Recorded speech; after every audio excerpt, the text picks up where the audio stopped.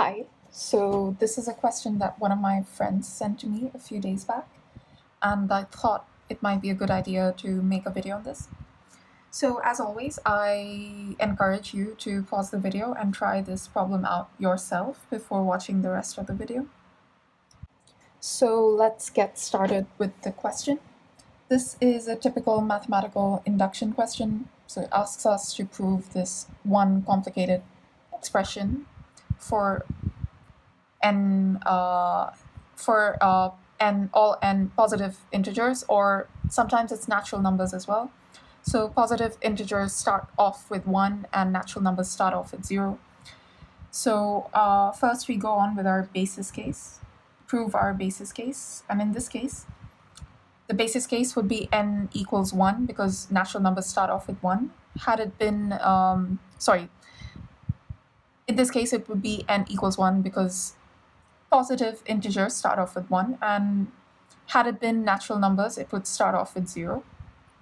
But in this case, it's n equals 1. So n equals 1. So our left-hand side would be 1 over 1 times 2 times 3. So that's just 1 over 6. And our right-hand side would be 1 times 4. 1 plus 3 is 4. Times 4 times 1 plus 1, 2, times 1 plus 2, 3. So we can cancel that, and we get 1 over 6 again. So our left-hand side equals our right-hand side, which equals 1 over 6, which implies that P1, so proposition is true when n equals 1. P1 is true. Or you can also write proposition is true for n equals 1. We go on with our inductive step. So that's the step in which we assume that the expression is true for some k. So assume pk is true, which means that 1 over 1 times 2 times 3 plus 1 over 2 times 3 times 4 plus da da da till k times k plus 1 times k plus 2 equals, so that's true, so that equals k times k plus 3 over 4 times k plus 1 times k plus 2. Apologies for that. For some k that is a positive integer.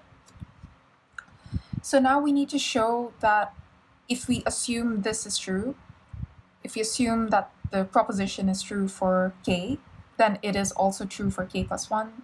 So let's find out what k plus 1 would be. K plus 1 would be 1 over 1 times 2 times 3 plus 1 over 2 times 3 times 4 plus da da da.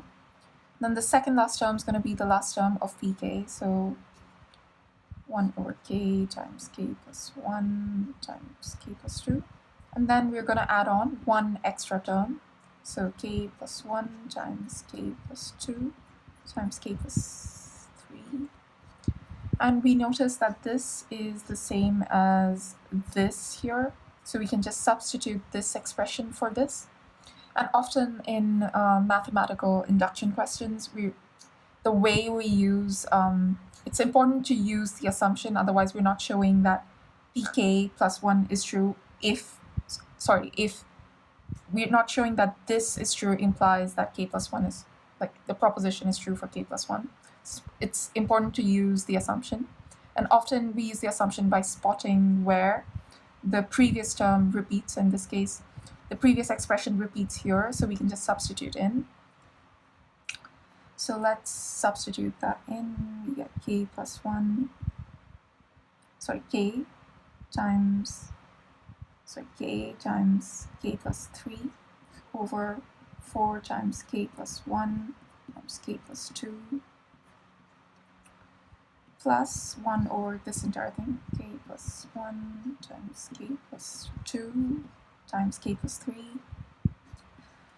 Now, it's helpful sometimes, at least for me, to write down just in some scratch space what I need to get to. So to prove that k plus 1 is true, this need to get this.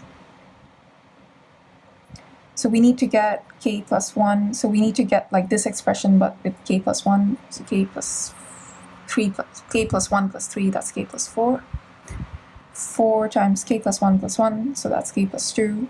K plus 1 plus 2, so that's k plus 3. That's what we need to get to show that pk plus 1 is true. So I ran out of space on the previous page, so I've just moved on to a new page.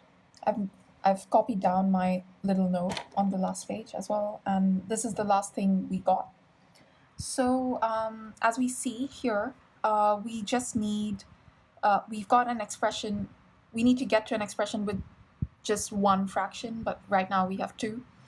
So the first thought that comes in my mind is to find a common denominator and make this one fraction.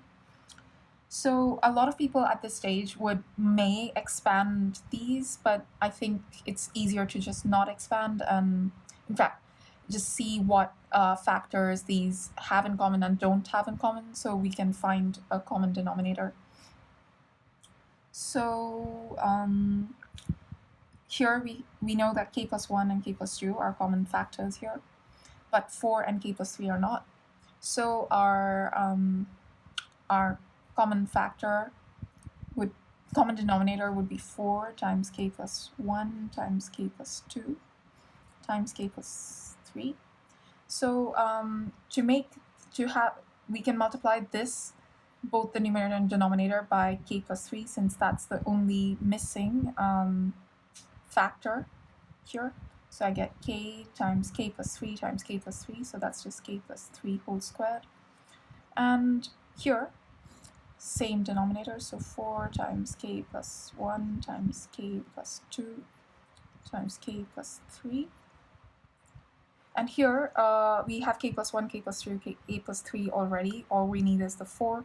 So we multiply both numerator and denominator by 4. So 1 times 4 is just 4.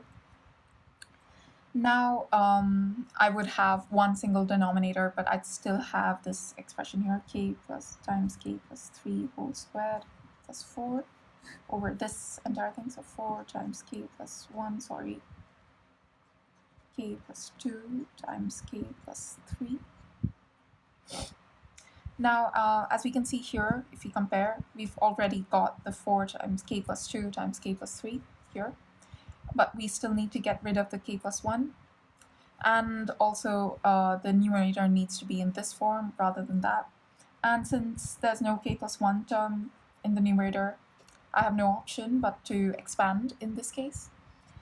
So once I expand, I get k, so I can just use the a plus b whole squared formula, k squared plus 6k plus 9 plus 4 over this business. So k plus 1, k plus 2, k plus 3. And next, we can further expand this. So k cubed plus 6k squared plus 9k plus 4, 4k plus 1 plus 2, k plus 3.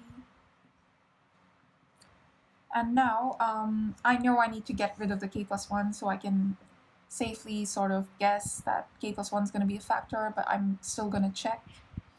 So I can try division. So I'm going to do synthetic division. You could do long division if you wanted, but synthetic is faster. So minus 1 here, and what is this? 1, 6, 9, 4. So 1 plus 0, 1. 1 times minus 1, minus 1. 6 minus 1, 5. 5 minus 1. 5 times minus 1, minus 5. Then you get 4. 4 times minus 1, minus 4. And you get 0. So that works out. 0 is the remainder, which means that k plus 1 is a factor of this expression. And our quotient would be x squared plus 5, k squared plus 5k plus 4. So I can write that down. K plus 1 times k squared plus 5k plus 4. And the 4 times k plus 1 times k plus 2. K plus 3. So I can cancel this factor, and I'm left with that. So I can further factorize this. I can already see, you can try on your own. You'd get, if you factorize this, you'd get k plus 1, k plus 4 over 4 times k plus 2 times k plus 3, which is what we wanted originally as required. So therefore, we've shown that if proposition, I'm just going to write prop for short, but in the exam write the whole thing, is true for k, then it is true for k plus 1. And we've already shown that proposition and proposition, we've shown that previously, that proposition is true for n equals 1. Therefore, by principle of mathematical, oh my god, such long words, mathematical induction,